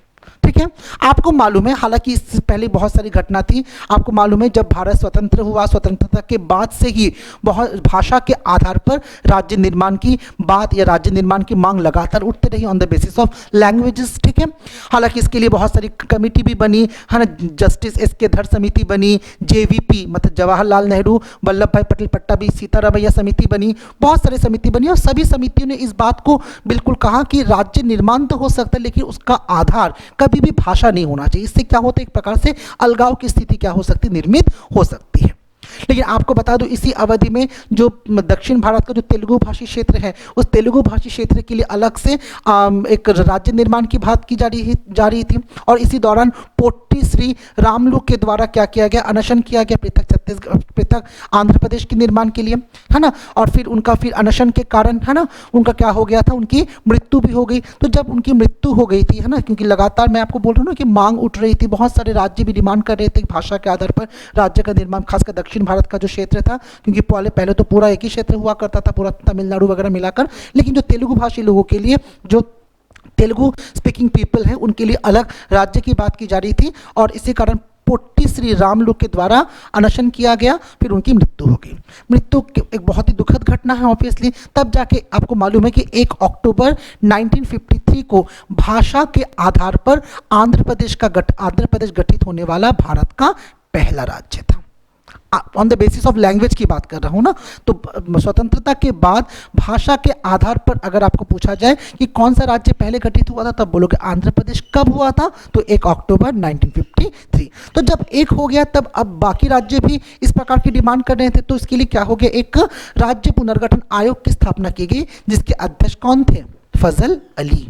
कौन थे इसके अध्यक्ष, फजल अली। हालांकि इसमें 2 सदस्य और भी थे, एक थे आपके हृदयनाथ कुंजड़ू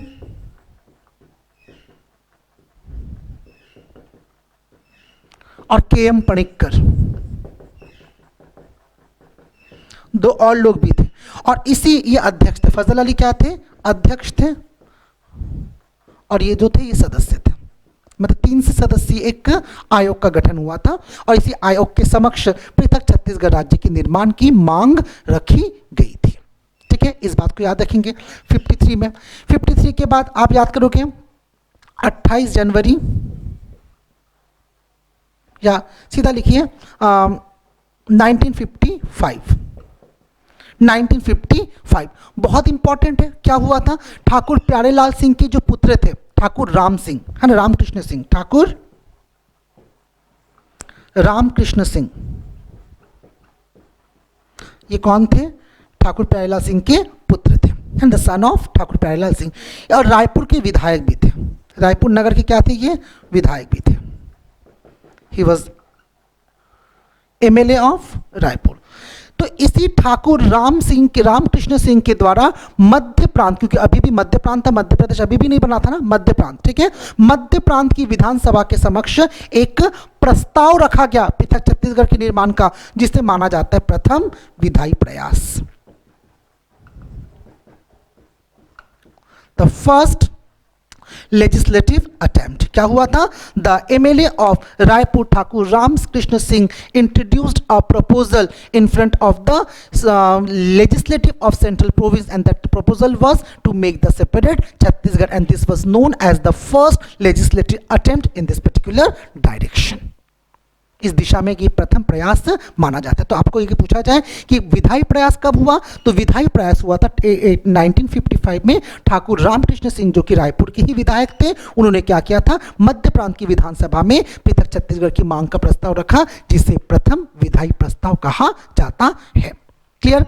अब 1955 के से ही आपको एक और घटना भी आपको क्या करना है, आपको इसमें याद रखना है, ठीक है। वो कौन सा था, वो था आपका, नहीं 1955 तो हो गया, अब 1956 की अगर बात करें, ठीक है, तो मैं आगे मिटा रहा हूं।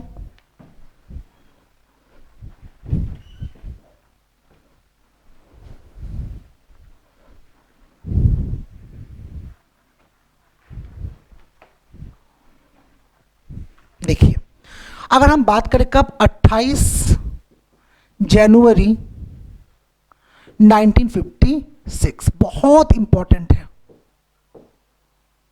ठीक है। क्या है ये, छत्तीसगढ़ महासभा का गठन। ना जाने कितने बार पूछा गया क्वेश्चन है पहले, ठीक है, ये बहुत इंपॉर्टेंट, छत्तीसगढ़ महासभा का गठन, ठीक है, याद रखेंगे। तो देखिए, छत्तीसगढ़ महासभा गठन अगर पूछा जाए कब हुआ, तो आप याद रखेंगे 28 जनवरी 1956 को क्या हुई थी, इसकी स्थापना हुई थी। कहां हुआ था, स्थान कहां हुआ था, स्थान याद रखेंगे राजनांदगांव। कहां हुआ था, राजनांदगांव, ठीक है। किनके द्वारा हुआ था, तो मालूम होना चाहिए आपको, ठाकुर प्यारेलाल सिंह।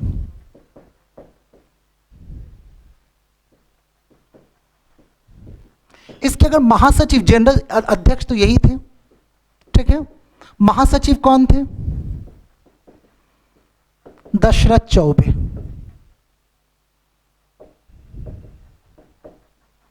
ठीक है। अन्य सदस्य की अगर बात किया जाए तो दो नाम याद रखेंगे, दो सदस्य, एक केयूर भूषण और दूसरा हरि ठाकुर, ठीक है, याद रखेंगे। तो पृथक छत्तीसगढ़ राज्य निर्माण की मांग को और अधिक तेज करने के लिए 28 जनवरी 1956 को राजनांदगांव में ठाकुर प्यारेलाल सिंह जी के द्वारा छत्तीसगढ़ महासभा का गठन किया गया था। इसके अध्यक्ष तो ठाकुर प्यारेलाल सिंह ही थे। अगर सचिव महासचिव की बात किया जाए, जनरल सेक्रेटरी की बात किया जाए, तो जनरल सेक्रेटरी इसके कौन थे? इसके जनरल सेक्रेटरी थे दशरथ चौबे। और अगर इसके अन्य सदस्यों की अगर बात किया जाए तो अन्य सदस्यों में आपको याद रखना है कि केयूर भूषण और हरि ठाकुर जो है वो इसके अन्य सदस्य थे। क्लियर है बिल्कुल यहां तक? आगे की देखते हैं क्या होता है। आगे देखेंगे कि छत्तीसगढ़ जो है आपको देखा है लगातार मांग हो रही थी किसके? राज्य पुनर्गठन आयोग के समक्ष। तो याद रखेंगे 1 नवंबर 1956, ठीक है। क्या हुआ? उसी राज्य पुनर्गठन आयोग के परामर्श पर, है ना, on the recommendation of state reorganisation commission क्या हुआ था? 1 नवंबर 1956 को मध्य प्रदेश, अब मध्य प्रांत नहीं ना, मध्य प्रदेश की स्थापना हुई। मतलब आप सोच सकते हो कि छत्तीसगढ़ और मध्य प्रदेश की स्थापना की जो तिथि है वो 1 नवंबर ही है। हालांकि छत्तीसगढ़ 2000 में बना और मध्य प्रदेश 1956 में बना। मध्य प्रदेश की स्थापना हुई और इसके प्रथम मुख्यमंत्री कौन बने? आपको मालूम है, प्रथम मुख्यमंत्री रविशंकर शुक्ल जी बने। रविशंकर शुक्ल जी बने, ठीक है। और इस समय भी छत्तीसगढ़ को अलग से किसी राज्य का दर्जा नहीं दिया गया, बल्कि छत्तीसगढ़ को मध्य प्रदेश में ही शामिल किया गया।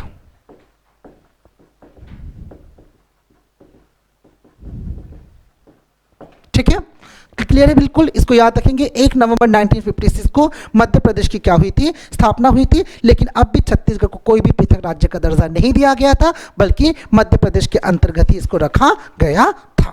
क्लियर है बिल्कुल? ये याद रखेंगे। अब इसके बाद आगे क्या हुआ? इसके बाद फिर से याद करेंगे 1967, बहुत इंपॉर्टेंट है, अगेन बहुत इंपॉर्टेंट। 1967 में क्या हुआ था? छत्तीसगढ़ भ्रातृ संघ की स्थापना, जैसे इंग्लिश में कह सकते हैं छत्तीसगढ़ ब्रदरहुड एसोसिएशन, ठीक है, ठीक। इसकी भी स्थापना की कहां हुई थी? स्थान अगर पूछा जाए तो राजनांदगांव। अध्यक्ष कौन थे? मतलब संस्थापक कौन थे इसके? फाउंडर कौन थे? फाउंडर थे वही ठाकुर प्यारेलाल सिंह, ठीक है।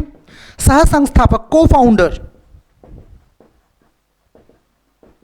बैरिस्टर छेदीलाल,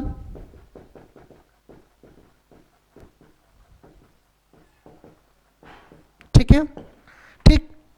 अगर इसके महासचिव की बात किया जाए, ठीक है, अगर इसके महासचिव की बात किया जाए तो महासचिव थे इसके द्वारिका प्रसाद तिवारी,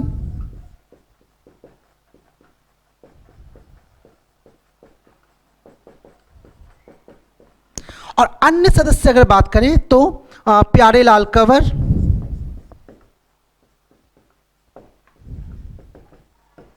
चंदूलाल चंद्राकर,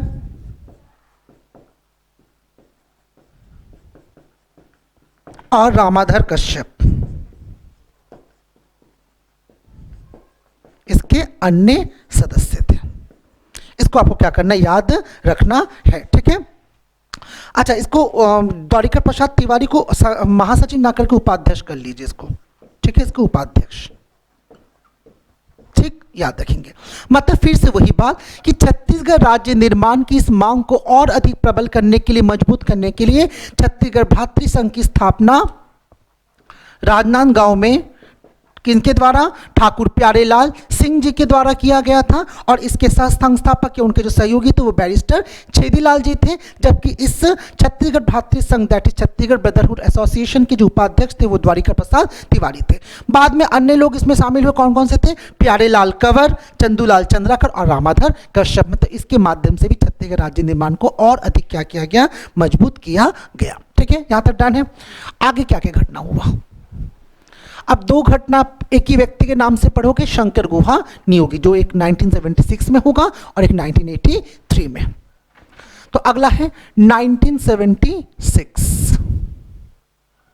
ठीक है, क्या हुआ था? छत्तीसगढ़ मुक्ति मोर्चा, ये भी काफी इंपॉर्टेंट है।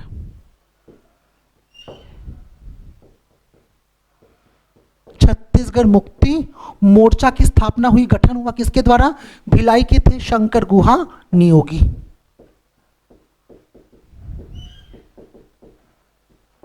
ठीक है, याद रखें शंकर गुहा नियोगी जो कि भिलाई में थे। ठीक है, उनके द्वारा छत्तीसगढ़ मुक्ति मोर्चा की क्या की गई थी? स्थापना की गई थी, और छत्तीसगढ़ मुक्ति मोर्चा के माध्यम से भी पृथक छत्तीसगढ़ मांग को और अधिक प्रबल तरीके से, मुखरित तरीके से क्या किया गया? सामने रखा गया था।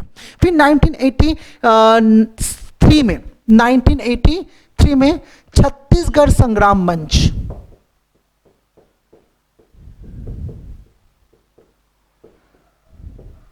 ये भी किनके द्वारा? शंकर गुहा नियोगी के द्वारा क्या किया गया था? स्थापना किया गया था। मतलब ये भी क्या था? एक प्रकार से छत्तीसगढ़ राज्य निर्माण की मांग को और अधिक प्रबल तरीके से रखने के लिए किया गया एक प्रयास था। फिर 1983 याद रखेंगे, 1983 में पृथक छत्तीसगढ़ पार्टी,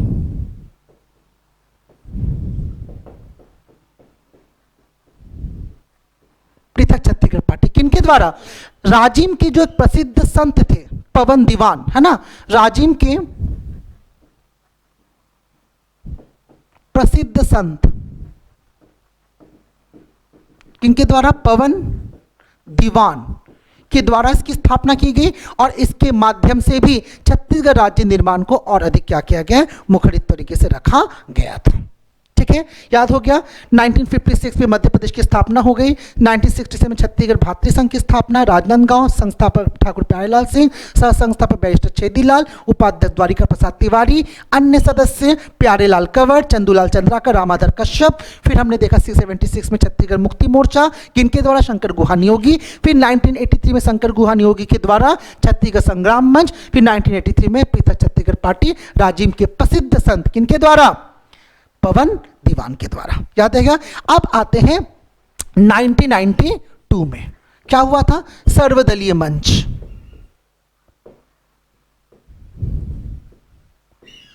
सर्वदलीय मंच, ऑल पार्टी फोरम, है ना, ऑल पार्टी फोरम। ये सर्वदलीय मंच की क्या की गई? स्थापना की गई थी, है ना। सर्वदलीय मंच आप समझ रहे, सभी जो दल मिलकर क्या किए थे? एक मंच पर आए थे, एक मंच की स्थापना की थी, ताकि छत्तीसगढ़ राज्य निर्माण की मांग को और अधिक क्या किया जा सके? प्रखर तरीके से रखा जा सके, या इसकी मांग में और अधिक तेजी लाया जा सके। इसमें बहुत सारे सदस्य थे, जिसमें से कुछ प्रमुख सदस्य की अगर हम बात करें तो चंदूलाल चंद्राकर,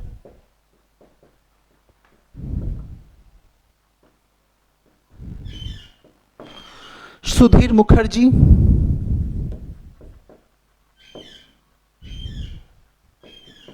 पुरुषोत्तम कौशिक,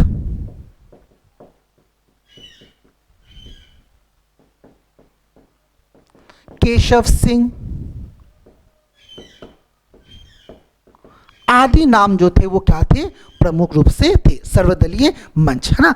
और यही सर्वदलीय मंच बोल सकते हैं, या अन्य जो सभी पार्टी मिलकर, है ना, सभी लोग मिलकर विभिन्न संगठन बोल सकते हैं, या सर्वदलीय मंच बोल सकते हैं। इन्हीं के द्वारा फिर 1993 में एक महाबंद का क्या किया गया था? आयोजन किया गया था। एक स्ट्राइक जो कि ह्यूज स्केल पे, ह्यूज लेवल पे क्या किया गया था? स्थापना किया, आयोजन किया गया था। तो आप लिख सकते हो 1993 में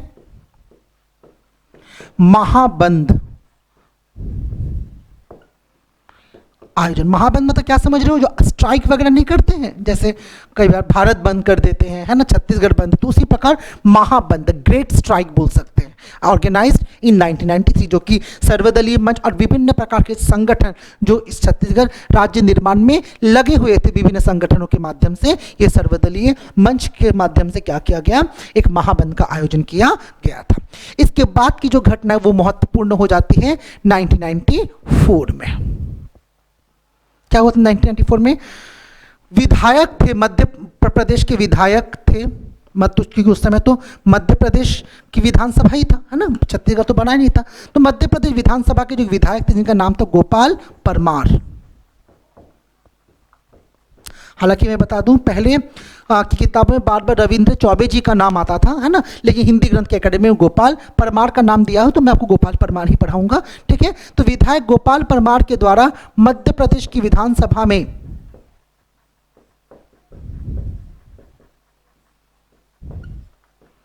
एक अशासकीय संकल्प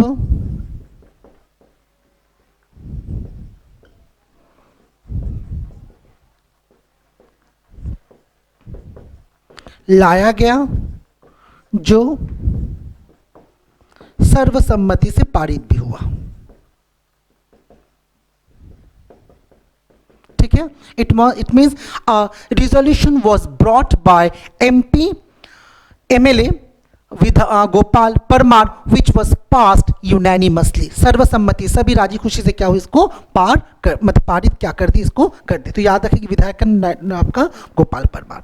इसके बाद 1995 की घटना है कि 1995 में आपको दो घटना याद रखना है, 1995 में आपको दो घटना याद रखना है। 1995 की जो पहली घटना आपको याद रखना है वो है छत्तीसगढ़ अस्मिता संस्थान रायपुर की स्थापना, इसकी याद रखेंगे, है ना, ये भी एक प्रकार से प्रयास ही था। और दूसरा, दाऊ आनंद कुमार के नेतृत्व में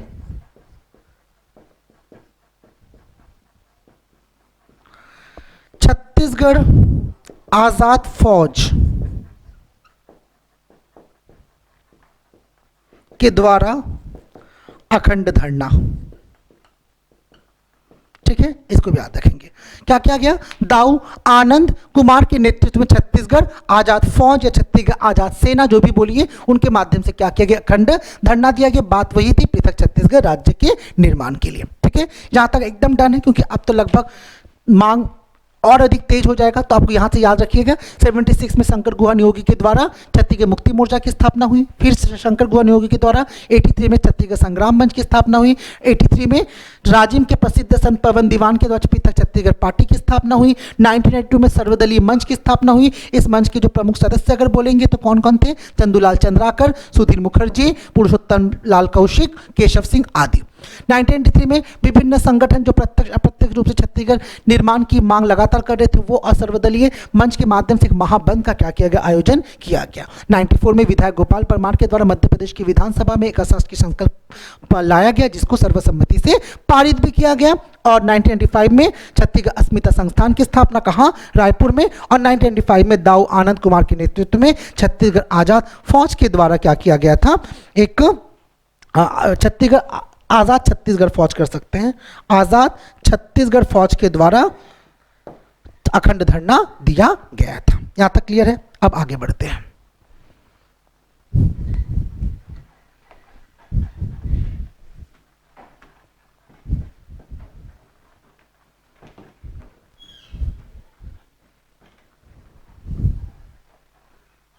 देखिए, अब 1998 की बात आती है, तो आपको बता दूं कि 1998 में 12वीं जो लोकसभा चुनाव हुआ था, है ना, 12वीं जो लोकसभा चुनाव हुआ था, उस 12वीं लोकसभा चुनाव में जो थी वो भारतीय जनता मत पार्टी के नेतृत्व में एनडीए की क्या बनी थी, सरकार बनी थी, ठीक है, जिसमें अटल बिहारी वाजपेयी जी प्रथम मतलब प्रधानमंत्री बने थे, ठीक है।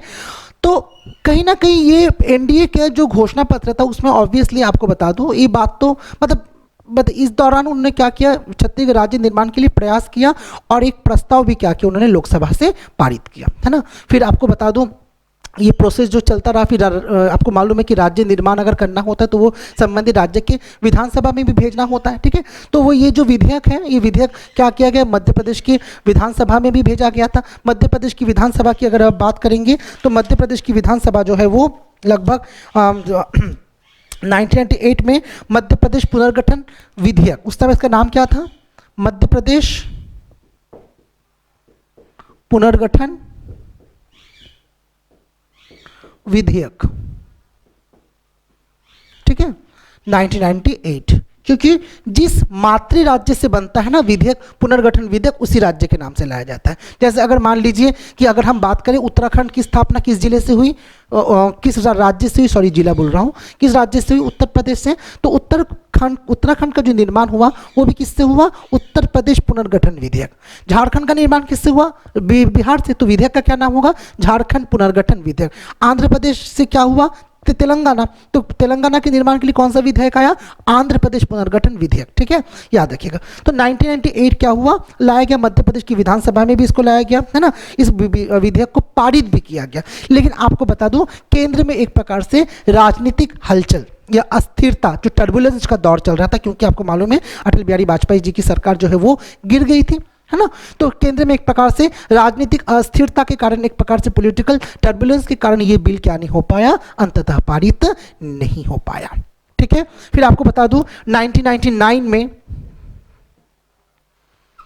फिर से अटल बिहारी वाजपेयी जी के नेतृत्व में एनडीए की सरकार स्थापित हुई और एनडीए की सरकार स्थापित होते ही छत्तीसगढ़ राज्य निर्माण का जो मार्ग है वो और क्या हो गया, प्रशस्त हो गया। मतलब इसमें अटल बिहारी वाजपेयी जी की बहुत भूमिका थी। उन्होंने अपनी जो इलेक्शन मैनिफेस्टो है, चुनावी घोषणा पत्र में उन्होंने बिल्कुल छत्तीसगढ़ राज्य निर्माण की क्या की थी, बात की थी। हालांकि इसके पहले राष्ट्रपति ने भी अपने अभिभाषण में छत्तीसगढ़ राज्य निर्माण की क्या की थी, बात कही थी। यहाँ तक क्लियर है बिल्कुल। तो 1990 बात हो गया, है ना। और इसी अवधि में 1999 में जब एनडीए की सरकार बनी अटल बिहारी वाजपेयी जी के नेतृत्व में, तो फिर छत्तीसगढ़ राज्य का निर्माण क्या हो गया, मार्ग प्रशस्त हो गया और एक विधेयक लाया गया था। वो विधेयक था अब इसका कोई काम नहीं ना, आप याद रखिए कभी भी पूछता कि छत्तीसगढ़ का निर्माण किस विधेयक से हुआ, तो 1998 का कोई काम ही नहीं हुआ, क्योंकि ये तो उसका जो अस्तित्व है, उसका जो भविष्य है वो वहीं खत्म हो गया। फिर से क्या आया, मध्य प्रदेश पुनर्गठन विधेयक 2000। इसको याद रखेंगे बेटा।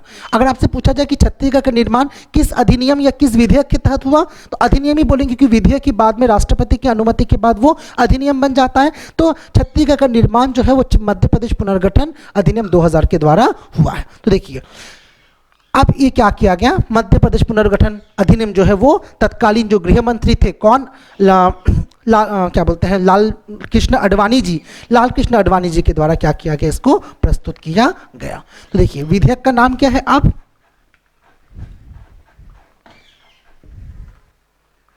विधेयक का नाम है आपका मध्य प्रदेश पुनर्गठन विधेयक। अब इसको हम क्या करेंगे, पढ़ेंगे लोकसभा में।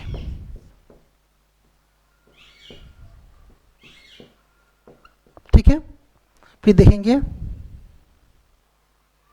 राज्यसभा में।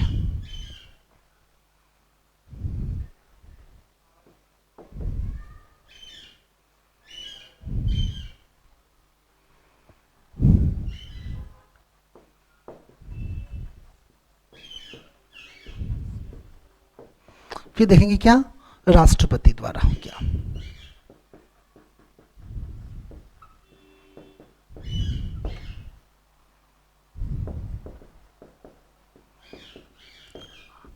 ऐसे मतलब राष्ट्रपति द्वारा हस्ताक्षरित। अब देखिए क्या था, लोकसभा की अगर बात किया जाए तो आपको दो डेट याद करना है, एक आपका 25 जुलाई 2000 और एक आपका 31 जुलाई 2000। पहले डेट को ट्रेस कीजिए, क्या कहा मैंने, 25 जुलाई 2000 और 21 जुलाई 2000। राज्यसभा की बात करेंगे तो इसमें भी याद करेंगे 3 अगस्त 2000, 9 अगस्त 2000। इसके बाद एक और डेट याद करेंगे, 10 अगस्त 2000। उसके बाद याद करेंगे 25, और कभी कभी लोक सेवा आयोग लिया है 28 अगस्त 2000। अब ये क्या है, ठीक है, देखिए मैंने क्या कहा कि मध्य प्रदेश पुनर्गठन विधेयक लोकसभा में क्या किया, लाल कृष्ण आडवाणी जो कि तत्कालीन गृह मंत्री थे, उप प्रधानमंत्री भी थे, वो अलग बात है, गृह मंत्री थे, ठीक है, उनके द्वारा लोकसभा में क्या किया गया, ये विधेयक को प्रस्तुत किया गया। It was introduced by then Home Minister Lal Krishna Advani in Lok Sabha on July 25, 2000, और 31 जुलाई 2000 को ये लोकसभा से पारित हुआ। It was passed in Lok Sabha. तो याद हो गया, दो डेट याद करेंगे, 25 जुलाई को इसको लोकसभा में प्रस्तुत किया गया, इस विधेयक को, मध्य प्रदेश पुनर्गठन विधेयक 2000 को, और 31 जुलाई जस्ट 6 दिन बाद, कितना, 6 दिन बाद क्या हुआ, ये पारित हो गया लोकसभा से। फिर अभी राज्यसभा, आपको मालूम है कि ये बिल दोनों सभा से पारित होना चाहिए, तब जाके वो राष्ट्रपति के पास जाएगा, ठीक है। तो 9 अगस्त 2000 को ये राज्यसभा में प्रस्तुत हुआ, ठीक है। इसकी यहां भी देखिए 6 दिन का ही बात है, ठीक है। 9 अगस्त को ये राज्यसभा में पारित हो गया। हालांकि राज्यसभा ने एक संशोधन के साथ क्या किया, पारित किया, और वो संशोधन था राज्यसभा में सीटों की संख्या। वर्तमान में आप जानते हो छत्तीसगढ़ में राज्यसभा सीट कितनी है, 5 है, तो वो सीटों के संदर्भ में उन्होंने क्या किया था, उन्होंने एक परिवर्तन किया, जिसे राज्यसभा ने क्या किया, एक संशोधन किया। यहां मैं लिख देता हूं, नहीं तो आप फिर कंफ्यूज हो जाओगे। 9 अगस्त को पारित संशोधन के साथ, विथ अमेंड, संशोधन के साथ, और वो संशोधन क्या था, राज्यसभा की सीटों के संदर्भ में।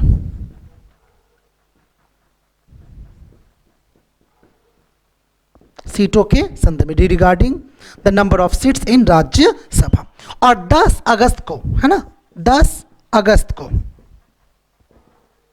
2000 को राज्यसभा के इस संशोधन को लोकसभा ने स्वीकारा। राज्यसभा के संशोधन को